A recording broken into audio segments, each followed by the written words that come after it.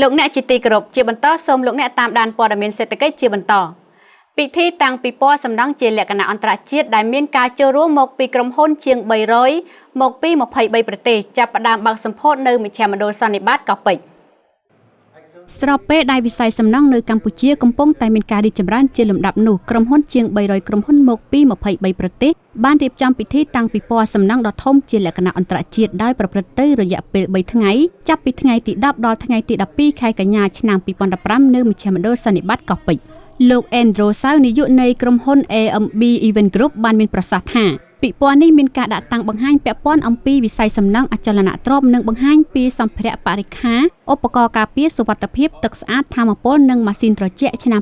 2015ដែលមានលក្ខណៈជាអន្តរជាតិហើយនេះជាឆ្នាំទី5ហើយដែលក្រុមហ៊ុន AMB Event បានរៀបចំព្រឹត្តិការណ៍ពិព័រណ៍ដ៏ធំនេះឡើងលោកបន្តថាការតាំងពិព័រណ៍វិស័យអចលនទ្រព្យនិងវិនិយោគខ្នាតអន្តរជាតិឆ្នាំ2015នេះជាព្រឹត្តិការណ៍ដ៏សំខាន់សម្រាប់អ្នកវិនិយោគវិស័យអចលនទ្រព្យក្រុមហ៊ុននិងភ្នាក់ងារអចលនទ្រព្យវត្ថុធនាគារក្រុមហ៊ុនធានារ៉ាប់រងនិងស្ថាប័នហិរញ្ញវត្ថុដើម្បីជួបអ្នកទិញដែលមានសក្តានុពលរាប់ពាន់នាក់ហើយអ្វីដែលសំខាន់ពិព័រណ៍នេះជាទីកន្លែងដែលអ្នកទិញអាចធ្វើការសម្រេចចិត្តជាវអចលនវត្ថុហើយជួបជាមួយអ្នកជំនាញផ្នែកអចលនទ្រព្យល្បីៗមកពីក្រុមហ៊ុននៅក្នុងស្រុកនិងក្រៅស្រុកលោកភឿនសុភ័ណ្ឌរដ្ឋលេខាធិការក្រសួងរៀបចំដែនដីនគររូបនីយកម្មនិងសំណង់បានមានប្រសាសន៍ថាការតាំងពិព័រណ៍នៅពេលនេះពិតជាមានសារៈសំខាន់ណាស់ចំពោះប្រទេសកម្ពុជាដែលកំពុងជំរុញការអភិវឌ្ឍវិស័យសំណង់អគារសម្រាប់ការស្នាក់នៅអគារការិយាល័យនិងសម្រាប់គោលដៅពាណិជ្ជកម្មក្នុងខណៈពេលដែលសេដ្ឋកិច្ចកំពុងមានកំណើនខ្ពស់និងមានស្ថិរភាពនយោបាយហើយវិស័យសំណង់នេះជាកត្តាជំរុញមួយនៃកំណើនសេដ្ឋកិច្ចជាតិរួមជាមួយវិស័យឧស្សាហកម្មកាត់ដេរទេសចរណ៍និងកសិកម្ម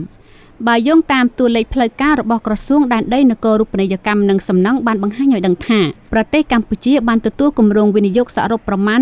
$2,500 លានកាលពីឆ្នាំ2014កន្លងទៅនេះស្របពេលដែលទឹកប្រាក់វិនិយោគបន្ថែមទៀតប្រមាណ$808 លានបានកើនឡើងនៅរយៈពេល6ខែឆ្នាំ2015នេះ